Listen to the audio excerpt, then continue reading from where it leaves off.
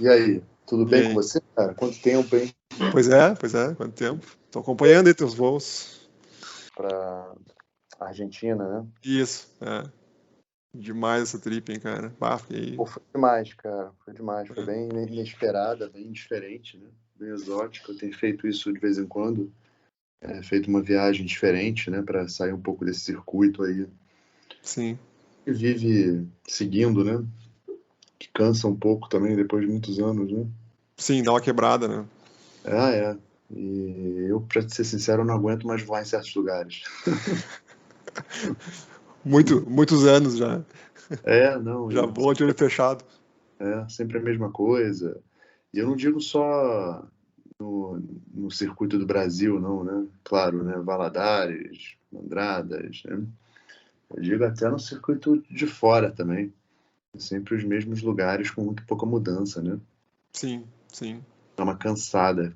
A gente gasta um sim. dinheirão para viajar e acaba não conhecendo lugares novos, né? Fica uma coisa meio mesmice, assim, né?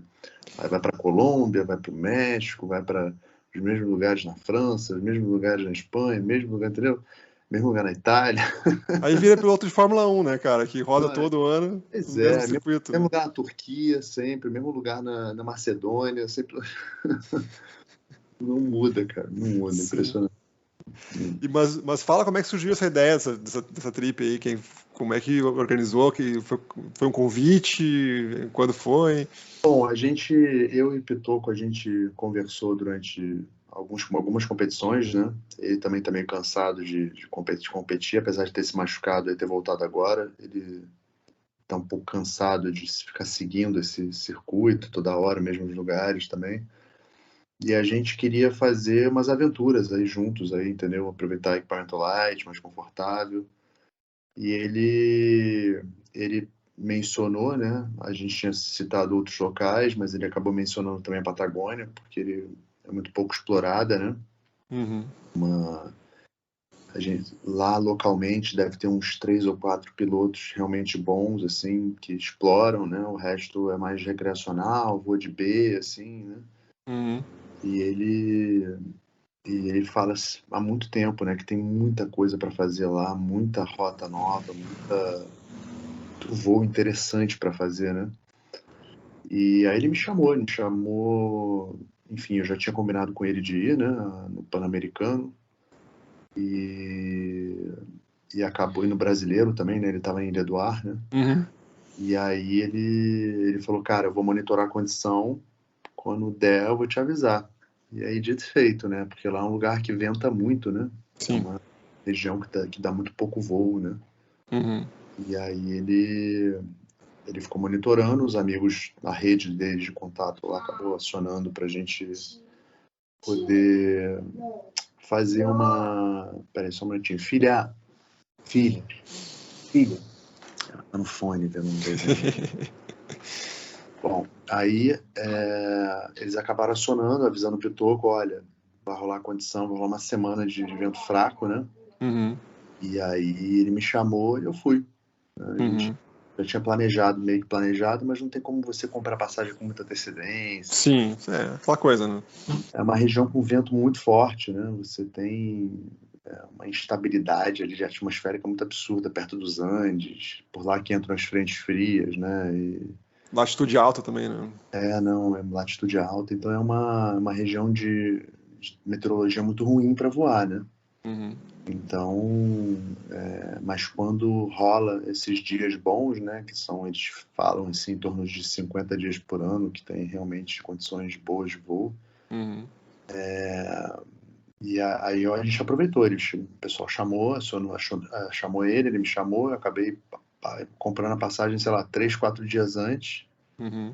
e aí fui encontrá-lo lá, ele também comprou de um dia para o outro, e pra gente também é difícil, né, família, né, cara, Sim, sim, sempre complicado, né? casa, aí tem hora que tem que ir, né? É, é bem isso. Mas tu foi antes dele, né? Pelo que eu vi, né? É, eu fui um dia, na verdade eu cheguei de manhã, ele chegou no final da tarde, né? Ah, tá. Uhum. E aí peguei aquele voo da madrugada, né, meio cansativo, mas ele acabou que o dia mais especial que a gente teve foi aquele dia que eu voei e ele não tava, né? Tá. Dia de nuvem explodindo para todo lado. Assim, nunca vi assim, clássico. Uhum. E eu achei que fosse estar a semana inteira daquele jeito, né? Sim. Ou que eu fiz um voo você tem Bariloche, né? Você já deve ter ido para lá, não foi? Você foi para lá, não já, naquela região? Não, eu não conheço. Não? Conheço Mendoza ali, mas Bariloche eu não conheço. Tá, Bariloche é assim, você tem a cidade de Bariloche, né? E aí na cidade de Bariloche, uns 10, 15 quilômetros pro lado, você tem, filha, olha só, o papai tá fazendo uma reunião aqui, tá? Você tem que usar o fone, tá? Então, bom, papai vai sair daqui então, tá? E aí você tem, tipo, uns 10 a 15 quilômetros, você tem Cerro Catedral, que é onde o pessoal esquia, né? Uhum. E essa região de Cerro Catedral, ela é uma montanha já bem considerável, assim, né? A gente está falando aí de, sei lá, deve ter uns 2 e alguma coisa, né? Uns 2.200, talvez. Então Bariloche, eu não sei exatamente qual é a altitude, teria que checar, né?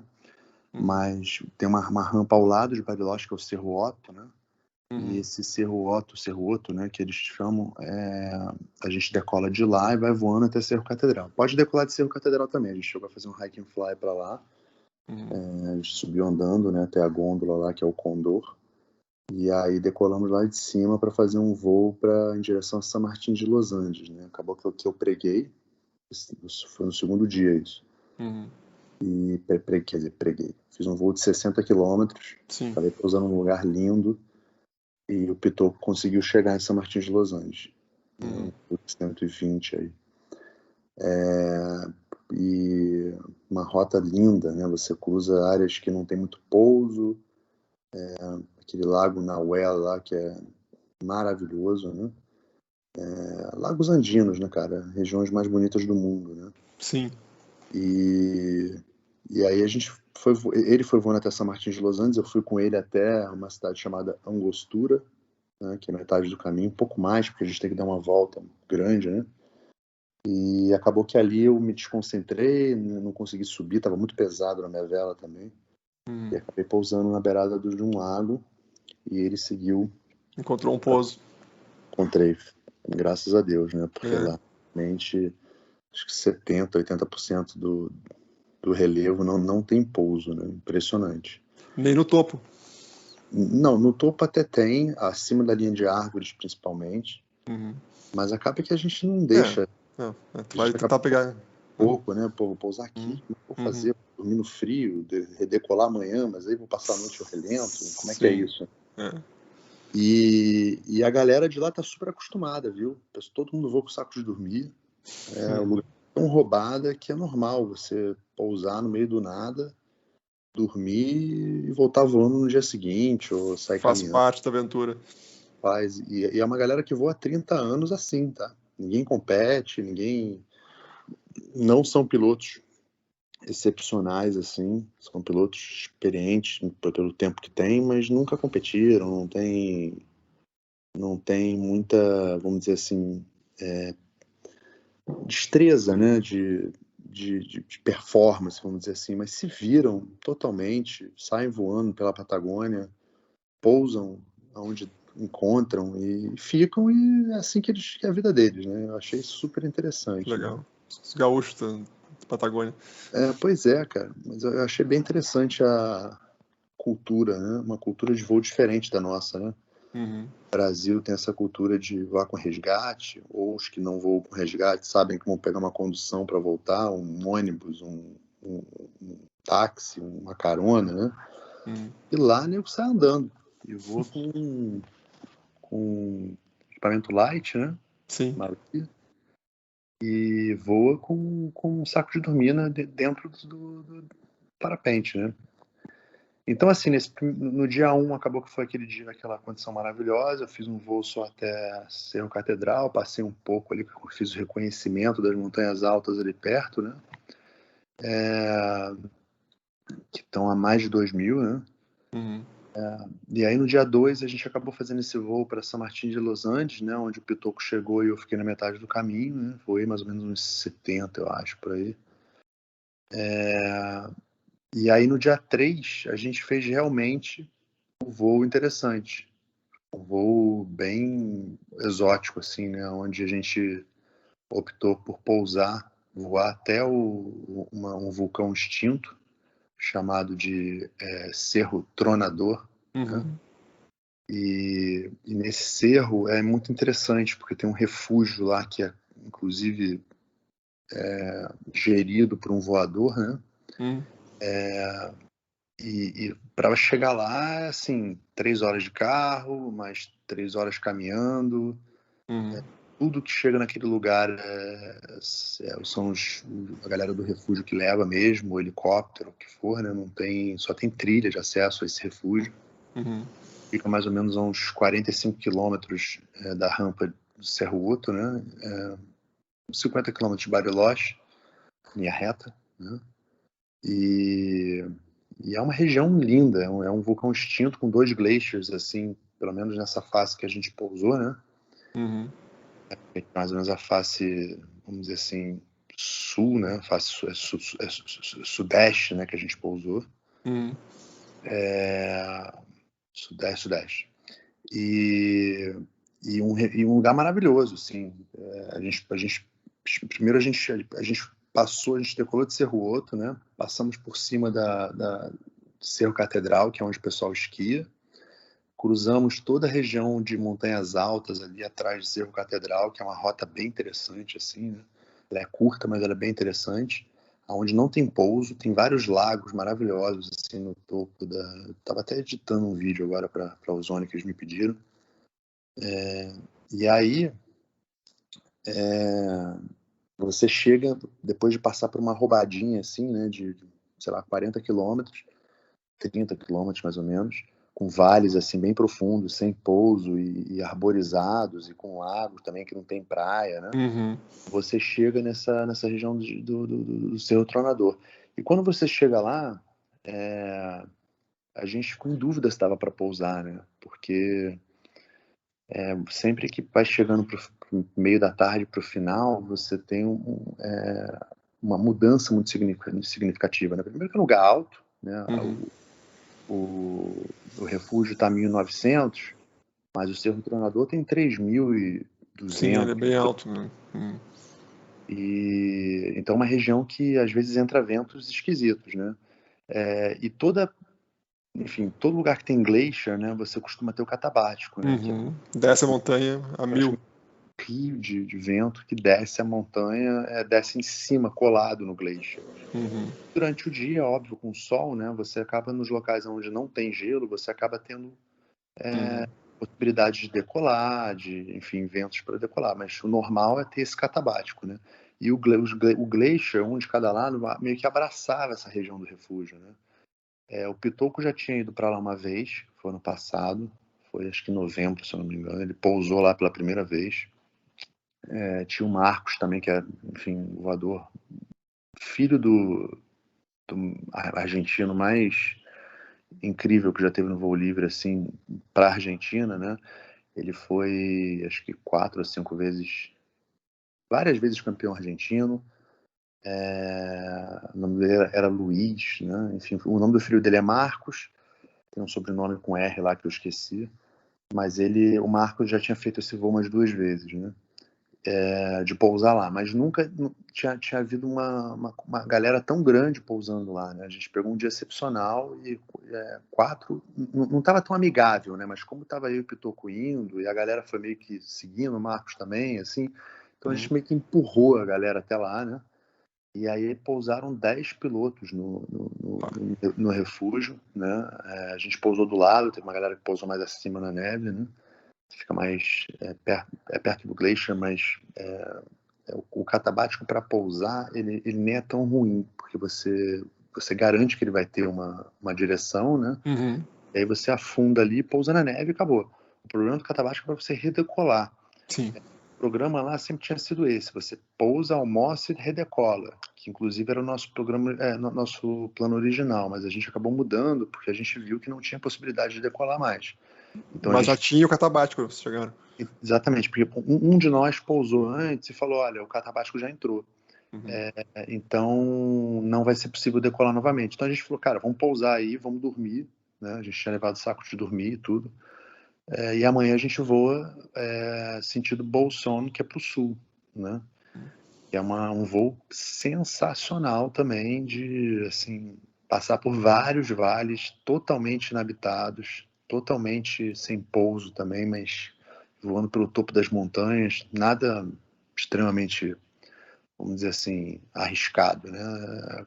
Sem vento, você acaba pulando de topo em topo ali e vai tudo funcionando, né? E a condição é boa? Cara, no primeiro dia ela tava assim, nuclear, né? Com nuvem de todo lado, explodindo tudo, mas ela foi meio que, vamos dizer assim, tava um pouco... tava azul, né? A gente voou azul, praticamente, né? Aliás, 90% do tempo.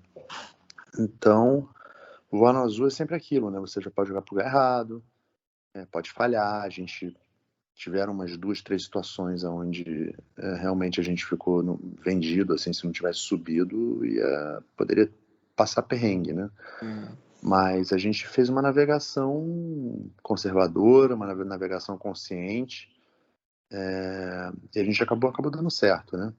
Então a gente fez esse voo no dia 3, né, para Cerro Tronador. A gente pousou lá, 10 pessoas pousaram lá, aí, enfim, fizemos um churrasco lá no Cerro, porque eles têm carne, né? Vinho, tinha música, uma lua cheia maravilhosa. Legal. Um evento, assim, bem de amigo, né? Uma confraternização bem legal, né? Dos argentinos, assim, e comigo lá de penetra, né? E aí, no dia seguinte, cara, a gente, enfim, antes disso a gente caminhou no Glacier lá um pouco, né?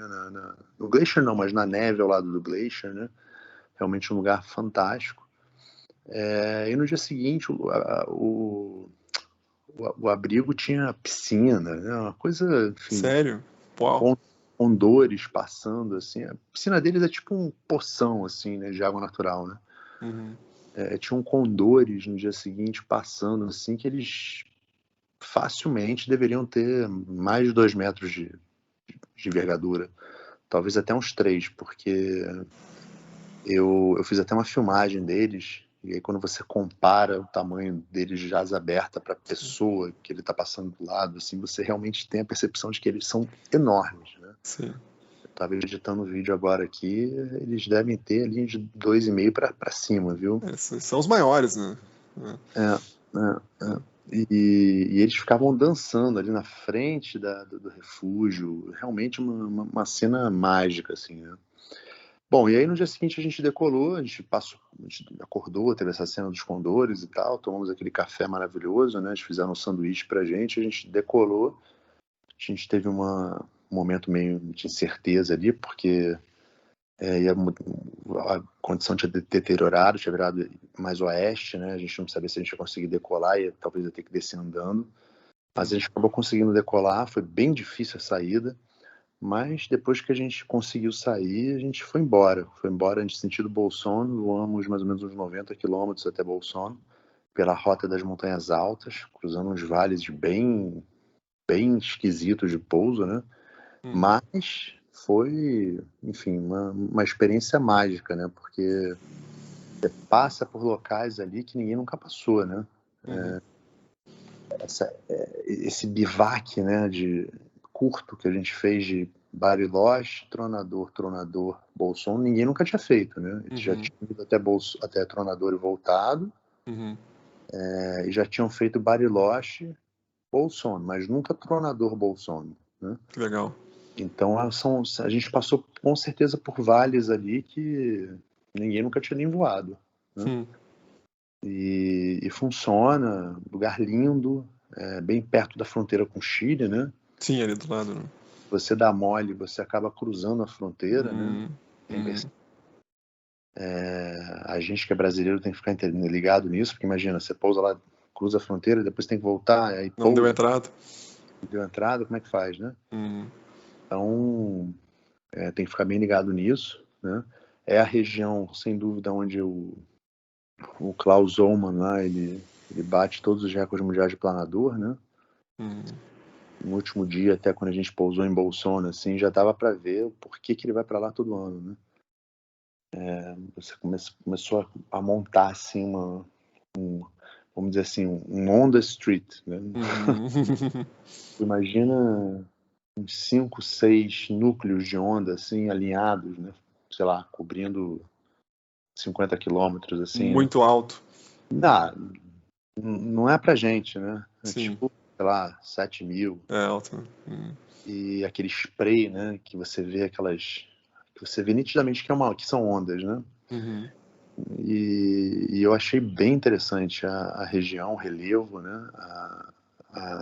Para mim, é uma região mais bonita que os Alpes, porque você tem a vegetação que eles dizem que não é nativa, né? Das coníferas lá, que traz um pouco desse ar alpino para lá, né? Só que é uma região com bem menos civilização, bem menos casas, pessoas, destruição do homem, vales que nem foram colonizados ainda, nem foram, enfim, é muito grande. A Argentina é muito grande, né? Sim.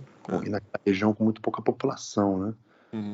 Então, realmente, para mim, foi uma experiência única, assim, de explorar rotas novas num país que eu não já tinha ido muitas vezes, já tinha ido lá, inclusive, mas nunca tinha tido essa perspectiva, né? Ele tá aqui do nosso lado, né? Sim, muito perto. Tá indo pro Mundial aí também, né? E para mim foi também um treino para leitura de relevo, leitura de gatilho, leitura de voar no azul na montanha, né? Voar sem pouso. Voar sem pouso. Mas os Alpes tem e não tem, né? Porque é muito explorado aquilo, né? Então, para as nossas velas, realmente é só quando entra um vento e você fica preso num vale, assim, aí não chega no pouso, entendeu? Ou você se mete lá, sei lá, dentro da panela lá do Jungfrau, de Fisch, ou sei lá o que, entendeu? Tipo, aí você pode ficar sem pouso na Europa, né? Mas aí você tem um pouso, né? Na Patagônia não, na Patagônia realmente você tem vales ali que não tem pouso, nem na beirada do rio, não tem praia. Sim. Nem onde tem lago tem praia. E dá um nervoso. Dá um nervoso. A maioria dos lagos é só pedra. Sim, até a beira, né? Até a beira, não. E pedra, tipo, não é Pedrão. Piscina, não é praia de pedra, é pedra mesmo. Boulder. Boulder, né, que fala, né? É. Então, assim, eu fiquei bem impressionado com a beleza, né, do lugar. Para mim foi talvez um dos melhores, um dos voos mais lindos que eu já fiz na minha vida, né, de beleza, né, até mais do que os que eu fiz nos Alpes, né, mas com também um dos voos que eu senti mais, assim, não vou dizer medo, mas eu senti que poderia realmente ficar esquisito o negócio, né? Não pode dar... E essa questão do não ter pouso, tu acha que afeta a performance do piloto para melhor, para pior? Eu acho que cria um desafio maior, né, de você não poder errar, mas ao mesmo tempo, como a gente não está competindo, né, vira um passeio, né? Você está ali para percorrer o lugar, você não está ali para fazer mais rápido, né? Então isso acaba gerando uma zona de conforto grande. A gente vai na boa, né? O dia que eu não consegui chegar a São Martin de Los Angeles é porque realmente eu olhei para o Pitoco e falei, pô, Pitoco, não tem necessidade de eu me arriscar, entendeu? Eu poderia ter tentado, mas eu falei, cara, segundo dia, primeiro voo que eu tô fazendo aqui, não conheço. Você tá indo para um lugar aí que eu tô 100 metros mais baixo, se eu não passar daquela cordilheira ali, sabe, eu posso me estrepar, então vai com Deus, eu vou pousar aqui. Maravilhoso. A gente se vê lá. A gente se vê lá. Então, e achei o sistema de turismo na Argentina incrível, né? Você consegue... A gente se comunica muito bem lá e tem condução de tudo quanto é lugar para tudo quanto é lugar, vanzinha, ônibus. Então, a região ali é bem turística, né? Uhum. Então, para mim, a gente não tinha nem resgate, né? A gente voava com, enfim, usando a estrutura mesmo de Legal, turismo. que legal. E equipamento, que vela tu voa e selete, Rafa? Eu voei, eu tô agora com equipamento light, né, da Ozônio. Eu tô com o Zeolite GT, né? Uhum. Então, para fazer essas aventuras, ele tá um pouco apertado para mim, porque eu tava voando com 112 quilos, para você ter noção, de tanta tralha que eu tava levando, Sim. comida para passar 2 dias na mata, saco de dormir, isqueiro, fogareiro. Facão. Então, no facão não deu. Quase. Então não deu, eu levei um canivete. Mas a vela é até 105, né? Então eu tava voando 7 quilos estourado, né? Bastante. E tava voando numa F-Race, né? Aquela selete da Ozone Light também. Super light, né? Achei ela incrivelmente boa, né? Ela realmente é uma selete bem confortável, bastante espaço, né? Eu não pude carregar tanta coisa assim que eu queria por causa do peso, senão daria para ter levado até barraca lá dentro, ela caberia, mas como eu não tinha esse problema do peso, eu acabei levando saco de dormir, comida e o mínimo possível, né? A Celeste não tem seat plate, né? Ela é hammock, né? Ela é hammock e eu achei ela bem gostosa de pilotar, porque se você começa a girar na termal, você não precisa sentar nos teus isquios, né? Uhum. Pilotando numa Celeste com seat plate, você precisa sentar no isquio, né? Para você fazer o roll, né? E nela não, nela você mexe a perna, você mexe a coxa para baixo, você já tá fazendo o roll, fazendo a vela fazer o roll para você girar, né? Então achei ela bem gostosa de pilotagem, sabe? Muito, muito fácil de você se conectar, muito simples. Achei ela com uma resistência até ok para o que ela se propõe, né? Teve um dia que eu tive que dar uma bundada no chão lá e deu tudo certo, né? E achei ela bem espaçosa também, né? Com detalhes bons, né? E reserva light também, né? Tô usando reserva light. Tudo light. Então, meu equipamento de parapente mesmo, contando com capacete, com variômetro, com rádio, com tudo, devia estar com um equipamento de 10 quilos, né? Uhum. E aí você vai somando comida, vai somando saco de dormir, vai somando água, vai somando tudo. Aí teve um dia que eu voei lá, o dia que a gente subiu o Cerro Catedral andando para decolar de lá, que foi o dia que o Pitoco foi para São Martin, eu fiquei no meio, né? Eu decolei com 17 quilos, né? Quer dizer, eu subi com 17 quilos, né? Uhum. Uhum. Então, mas foi bem interessante. Foi a primeira vez que eu tive essa possibilidade de fazer um bivac, vamos dizer assim, né? De você pegar, decolar, pousar, dormir num lugar, decolar e pousar e dormir no outro, entendeu? Uhum. Foi bem interessante e eu quero repetir. Legal. E qual é a próxima trip de Hike and Fly? Já tem? Cara, eu tô dependendo de umas respostas aí, porque talvez o Gavin lá, McGlurk, ele fazer uma palestra de repente lá naquele X-Red Rocks, mas eu não sei se eles anteciparam, porque o Bigode pediu para eu ajudar ele a fazer uma palestra agora dia 22 de fevereiro lá para os americanos, então eu não sei se fazendo isso ele vai me chamar para Red Rocks, mas ele ficou de me chamar para participar daquele X-Red Rocks lá, que eu gostaria muito porque é um visual alucinante, né? Então acho que a próxima trip de Hike and Fly vai ser X-Red Rocks, né? Que se eu não me engano, é em julho. E em qual estado é? Nos Estados Unidos? Acho que é Utah, né? Também não sei, teria que checar. Mas é mais deserto mesmo. É mais deserto e é uma região, eu vi umas imagens do dos franceses que foram, e é alucinante, cara. Os parques, o Parque Nacional lá, com umas pedrões, assim, alucinante, né?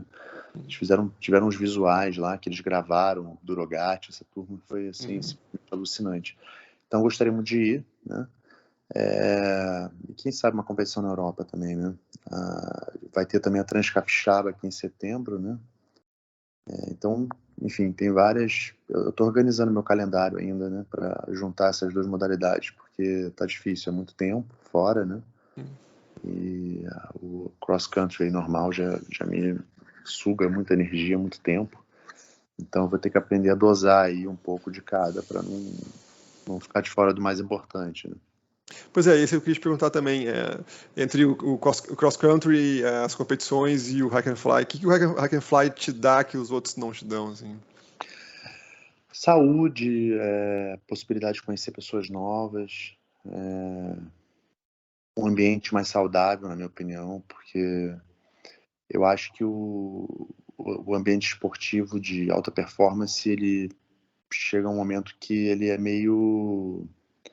Eu vou usar até uma palavra até meio pesada, mas ele chega até a ser um pouco tóxico, né? Porque é uma competitividade muito exagerada. Eu, por exemplo, tive a oportunidade de ficar no topo do Brasil aí por muitos anos, então para mim foi muito difícil lidar também com, sei lá, né?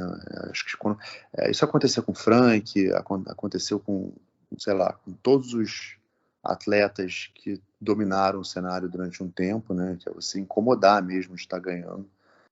E aí você gera muita, né, energia negativa geram muita energia negativa e jogam para cima de você. Então, eu estou um pouco cansado disso, estou um pouco cansado também dos mesmos lugares, estou um pouco cansado também de ficar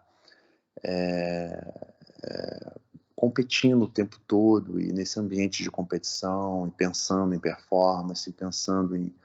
O hack and fly, é claro que ele também tem competição, ele também tem performance, mas como eu ainda sou um novato, né, nessa modalidade, para mim é tudo descoberta. Eu voltei para aquela fase de você aprender muito a cada dia, a cada experiência, a cada oportunidade, né? E eu estou conhecendo muita gente legal, né, muita gente diferente, um ambiente totalmente diferente, um ambiente de ajuda, um ambiente... Os próprios atletas de hack and fly do Brasil, assim, que eu nunca tinha tido muita oportunidade de interagir, o simples fato de eu ter feito essa viagem, muitos já começaram a me adicionar, já conversar comigo, já falar, nossa, que legal que você também está fazendo isso e tal. Então, é outro lado do voo livre, né, que eu nunca tinha tido a oportunidade de conhecer e que eu estou gostando muito, porque é uma galera bem diferente, né, e como é uma modalidade ainda em crescimento, em desenvolvimento, né, eu acho que o ambiente ainda não está tão contaminado pela questão da performance exagerada, da competitividade exagerada, daquela coisa que acaba contaminando inevitavelmente qualquer esporte, né, que tenha que já desperte esses sonhos aí gigantescos, ambições gigantescas, né, as pessoas de ganhar, de serem grandes campeões e tal. Então, para mim está sendo um ambiente de descoberta, né? Eu estou gostando muito e estou feliz de estar embarcando nessa. Talvez eu vá cada vez mais, se meu corpo aguentar, né? Já não sou novinho, né? Tô com 40 aí, então 40 com corpo de 55. Então, para mim está sendo muito doloroso aí essa adaptação. Estou fazendo um trabalho de fortalecimento do corpo já tem um tempo. E é uma lesão atrás da outra, né? E eu tô aquela vida de administrar lesões, né? Virou os 40, começa a doer, né, cara? Então eu tô trabalhando meu corpo, principalmente a parte de voo, ela não me preocupa tanto. Talvez o top landing, treinar mais top landing, treinar mais voo dinâmico perto do chão, isso eu teria que fazer realmente. Mas a parte que mais me preocupa de aprender mesmo é a parte de física, né? Para ficar um pouco mais competitivo, para conseguir competir nas competições de hack and fly, né? Cara, e falando sobre os Andes especificamente, a gente vê que tem várias evoluções acontecendo, né? A última acho que foi o Antoine Girard lá, que fez aqueles 1.200 km nos Andes, bateu 8.000 metros de altitude. É um cenário desafiador de voo, né, cara? Tu acha que existe potencial para explorar mais, ou ele é realmente tão desafiador que se torna meio perigoso investir ali? Olha, Lucas, eu acho que os Andes é um ambiente bem complicado para parapente, né? Eu acho que para você voar nos Andes tem que pegar dia sem vento. Eu tenho filho para criar, né? Eu não tô, eu não me interesso pelo lado extreme, assim, né? Pelo exagero, né? Da exposição ao risco, né? O Antoine Girard, ele é um cara desbravador, né? Ele é sei lá, talvez um Shackleton dos ares aí, né? Então, não tem nem o que dizer, né? Inclusive, a última expedição que ele fez para lá, um amigo dele morreu, né? Sim, o parceiro dele acabou morrendo num acidente, né? Então, assim, é aquilo, é uma exploração no nível muito hard, né? Então, para mim, aqui os Andes é um ambiente para planador, né? Ele não é um ambiente para parapente, não é saudável voar lá 90% dos dias. Os próprios argentinos falam isso, né? Agora, para planador é um paraíso, né? Então, a onda lá e tal. Então, você vê que o Antoine Girard foi a 8.000 metros. Pô, 8.000 metros, cara, né? Não tem nem o que dizer, né? A altura do Everest, cara. Então, com uma luva normal ele foi ainda, né? Tava cara, nem equipado, né? Sem oxigênio. Então, para mim, assim, cada um no seu quadrado, né? Ele é um cara extremamente perspicaz e sagaz nessa exposição ao extreme, né? Mas ele, até onde eu sei, ele é único, né? Você pega os outros, né? Os que têm, enfim, a destreza excepcional do hack and fly, da exploração, eles não têm esse drive, né? Você vê que o próprio Drogati, que é um montanhista nato, um cara que cresceu na montanha, né? E foi para o Paquistão, mas ele fez ali aquele cross-country, aquele triângulo maravilhoso, mas nunca num grau de exposição como o Antoine Girard, né? O Antoine Girard, para mim, ele é um Shackleton da vida de fazer coisas que ninguém nunca fez, né? Agora, a gente teve o Horácio e o Tom de Dorlolot, não sei como é que fala o nome dele, eles voaram K2, né, esse ano passado, né? Pegaram uma condição excepcional, né? Mas eles não têm esse drive do Antoine Girard, né? Eles foram porque a condição aconteceu, né? Foi aquela coisa de eu tenho que ir, vambora, e sabe? O Antoine Girard, ele é um cara bem hardcore, para ser sincero, né? Então, assim, são perfis diferentes, né? São perfis bem diferentes, né? E o Brasil no Hack and Fly, tu acha que tem potencial para crescer mais? Cara, eu acho que o Brasil está começando, né? O Brasil é um país aí que tem voo todo dia, né? Então, acho que qualquer modalidade no Brasil, ela tem, ligada a voo, ela tem chance de crescer, tem chance de se desenvolver, né? Mas a gente tem que saber as nossas limitações, né? O Brasil não tem montanhas muito altas, o Brasil não tem neve, o Brasil... Então, tem o tree line, né, que facilita muito, né? Para fazer esse tipo de competição aí de alto nível, Red Bull Exalps, todas elas, né, o Xpeer, principalmente, que é até mais perigoso do que o Exalps, tem que ir para a Europa treinar, ou no mínimo para os Andes, né? Porque eu não diria mínimo dizendo que os Andes é mais tranquilo do que os Alpes, né? Eu diria do lado, né? Mas para mim não tem como você treinar para essas competições no Brasil, né? Porque o ambiente é outro, a temperatura é outra, os desafios são outros, né? Principalmente aprender sobre o voo de vale, né? É muito mais complexo e ao mesmo tempo óbvio, né? Então é esse tipo de conhecimento que está faltando um pouco para os brasileiros, o que é normal, né? Da mesma forma como falta conhecimento nos europeus sobre flat, a gente também precisa aprender mais sobre montanha, né? todas as vezes que eu vou competir lá fora, ou que eu faço uma viagem dessa, eu percebo o quanto que eu aprendo, né, com cada experiência, quanto que eu já aprendi até hoje de tudo que eu já fiz, mas quanto também que falta eu aprender, né? Um ambiente também bem interessante, né? E essa é a parte legal do voo livre, né? Né? Sempre tem o que aprender, né? Sempre tenho que aprender, sempre tenho que aprender. E eu tô muito feliz de estar agora podendo explorar, né, esse ambiente novo, né? Porque eu tinha um pouco de receio, né, de como é que ia ser e tal, e eu vi que realmente na hora de subir lá o Cerro Catedral lá, nós éramos, sei lá, uns 8 pilotos e consegui chegar bem lá em cima. Fiquei, sei lá, cheguei junto com um guia lá, então não tô mal fisicamente, né? Já tô, todo o trabalho que eu venho fazendo aí de fortalecimento, aos poucos, né, e quieto no meu canto, sem fazer muito estardalhaço, tem surtido efeito e eu estou cada vez mais preparado fisicamente para encarar esse tipo de desafio. Não sei se eu vou chegar no patamar de competições, mas no mínimo de explorar aí novas rotas, novos horizontes, realmente eu vou usar o Hack and Fly para isso. Fazer novas aventuras, né, com amigos principalmente. Sim. O X-Alps então não está no radar, pelo menos por enquanto. Não, eu acho que o X-Alps ele é uma competição que vem evoluindo demais, os atletas vêm evoluindo demais, né?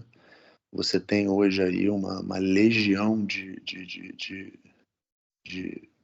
pilotos assim que só fazem isso, né? Digamos assim, eles não frequentam o ambiente das competições de cross country, né? Eles estão só focados no Hack and Fly. O nível dos atletas fisicamente aumentou muito, né? Você vê, se tiver a oportunidade de acompanhar os treinos do Pinot, por exemplo, né? Do Simon, dessa turma, o Pinot é ultramaratonista, né, cara? Então, ele mora na montanha, né? Mora em si, né? Então, assim, os suíços não mostram muito, né? Eles sempre escondem um pouco o jogo, né? Mas o Red Bull X-Alps é um sonho, assim, de muita gente, né? De participar, né? Mas para mim a realidade ainda é um pouco distante, né? Eu, apesar de ter conhecimento de voo, né? Eu precisaria treinar muito a parte de top landing, precisaria treinar muito a parte de voo dinâmico, né? De perto de montanha, né? E principalmente a parte física, né? Porque se fosse para participar, não seria para ficar de figurante, só para, enfim, dizer que participou, né? Eu gostaria realmente de tentar performar.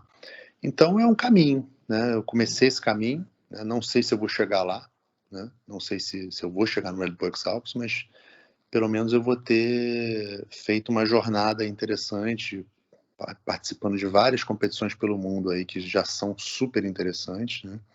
E se meu corpo aguentar e eu for evoluindo nessas competições, quem sabe, né? Eu acho que pensar no Red Bull X-Alps antes de participar das menores sei lá, é um pouco de prepotência, né? Acho que não é porque eu tenho um sucesso muito grande no cross country que eu vou conseguir transferir isso automaticamente para o Hack and Fly, porque tem a parte física, né? É pesado, né? E para mim tem uma característica fundamental de diferença, né? Que é muito diferente você performar bem num ambiente onde você tem mais de 100 pilotos do teu lado, num cenário razoavelmente controlado, né? Onde você tem um método comparativo para se basear o tempo todo e digamos assim, quando você está cansado, basta você seguir. Quando essas competições já não. Essas competições você está geralmente sozinho, no meio do nada, fazendo um gerenciamento de risco, que para mim é a parte mais complicada disso tudo, afundado num cansaço, né, psicológico, às vezes emocional, porque não está indo bem, tendo que fazer todas as avaliações por sua conta, sem poder fazer um método comparativo, sem poder seguir ninguém, sem poder, sabe, sem zona de conforto nenhuma. Uhum. Então, para mim, digamos assim, é um amadurecimento como atleta que eu preciso ter ainda, né? Isso realmente eu não tenho. Os recordes talvez tenham me dado amadurecimento de concentração, né? De voar horas e horas e horas. Se pega um Red Bull X-Alpes, talvez que tenha uma semana de voo clássico nos Alpes, é capaz de eu completar ele, né? Sim, mas não garante, né? Mas não é a regra, né? A regra é você ter 3, 4 dias bons e 3, 4 dias de porradaria de andar 90 km por dia. E vai em condições horrorosas. Então é aquilo, tem que estar preparado para o pior, né? E eu acho que existe um desafio muito grande, que é que a gente não nasceu nas montanhas, né, cara? O brasileiro não tem isso no sangue, né? Então, vai competir contra os suíços, os franceses, é muito difícil os italianos ali, né? Os caras nasceram, o quintal deles é os Alpes, né? É, diferença muito grande. Eu percebi muito isso na Argentina agora, né? Você vê pilotos aí que nem são pilotos com destreza muito grande no voo livre, né? Mas eles são montanhistas. Então eles se sentem extremamente confortáveis de voar naquelas montanhas que chegam a intimidar a gente quando a gente olha. Eles cruzam áreas sem pouso porque eles sabem que se eles tiverem que aterrissar ali no topo, eles vão saber exatamente o que fazer, né? Então, é o que você falou, a vivência na montanha, ela faz toda a diferença, né? Sim.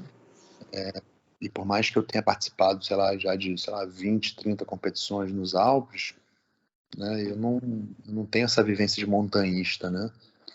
Apesar da minha região aqui também ser uma região bem montanhosa e ótima para fazer esse tipo de treinamento, e eu tenho feito, não tem neve, né? Então, é um ambiente um pouco diferente. Sim, a gente vê, tem um piloto americano que é o Cedar, esqueci To the right. Isso, Wright. Antes de tudo, ele é um alpinista, né? Ele é um montanhista, né? E ele começou a fazer, tá voando bem já, né? E ele fez o X-Pyr, eu acho, ano passado, e não conseguiu completar a prova. E esse ano, acho que ele vai, esse ano que vai ter, né? Ele vai pro X-Alpes, eu acho. Vai. Mas o cara é um montanhista, né? É o caso do cara que nasceu também, se criou nas montanhas. Né? Ele tá mais acostumado com o ambiente, né? Isso. Principalmente com as adversidades, né? E a leitura para adaptar isso para o voo fica muito mais fácil. Exatamente. Mas o nosso caminho ainda é longo. Acho que, sei lá, um dia talvez eu chegue lá. Por enquanto eu estou dando passos, sempre foi assim, sempre fui uma pessoa muito, um passo de cada vez, né?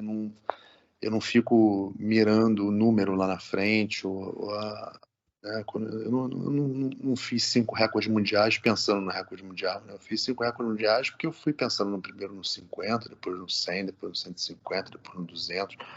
E aí você vai subindo progressivamente, aprendendo progressivamente, né? E realmente aprendendo aos poucos, né? Acho que quando você coloca a barra muito lá em cima, você pode sonhar, mas eu acho que você não pode ter prepotência e arrogância de achar que você obrigatoriamente tem que ter habilidade e condições de fazer aquilo. Às vezes a vida te traz um não, né? Então eu estou preparado para o sim e para o não. Eu estou indo devagar e sempre, treinando, correndo atrás e quem sabe eu chego lá. Muito bom. Legal, cara. Beleza.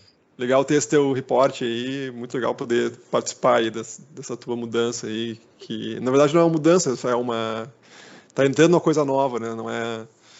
Tu parou de fazer o que tu não vai parar de fazer o que tu faz, né? Tu vai acrescentar esse elemento. Eu acho que aos poucos eu vou parando, sim, porque eu tô meio cansado já do ambiente, das mesmas coisas, da mesma rotina, tô um pouco cansado de competição. E para não parar de voar mesmo, o Hike and Fly tá virando um desafio novo, né? Porque é muita energia, Lucas. Para você ser campeão mundial, você tem que voar muitas horas, cara. Muitas horas. Se você pegar a quantidade de horas que o Pinot, o Lambert, o Nono Ramar, eles voam... É absurdo, né? É mais de 500 horas por ano, entendeu? nem Michael Siegel, que, enfim, um dos melhores suíços, não tem Eu mais não sei como eles fazem isso, cara, sinceramente. Eu conto as minhas horas no ano, às vezes, e é uma fração disso, e eu vou bastante voar, sabe? Não Pois sei é. como é que esses caras fazem. Eu não estou voando nem 200 horas por ano, então, assim, não tem nem como comparar, entendeu? E até nível Brasil, né? Você tem brasileiros aí que estão muito mais focados na parte de cross-country do que eu. Estou com 2 filhos em casa, estou com um projeto também de, enfim, de uma área no meio das montanhas aí que eu estou reflorestando, estou construindo uma casa, estou fazendo um projeto lá bem legal. Então, para mim, eu tô treinando muito pouco, né? Para quem está com falta de treinamento, tem 2 anos que eu não treino direito. Então, assim, eu tô até conseguindo me manter, né? Mas, né, já perdi o último brasileiro, né? E não tô mais com aquela faca na caveira, né? De aquela gana, pô, tem que ganhar, aquela coisa, porque essa fase já passou. Eu não tenho mais esse espírito, né? Já ganhou tudo também, né, cara? Tô numa fase mais de amigos, de levar o voo para uma área mais light, né? Com menos cobrança, menos competitividade, né?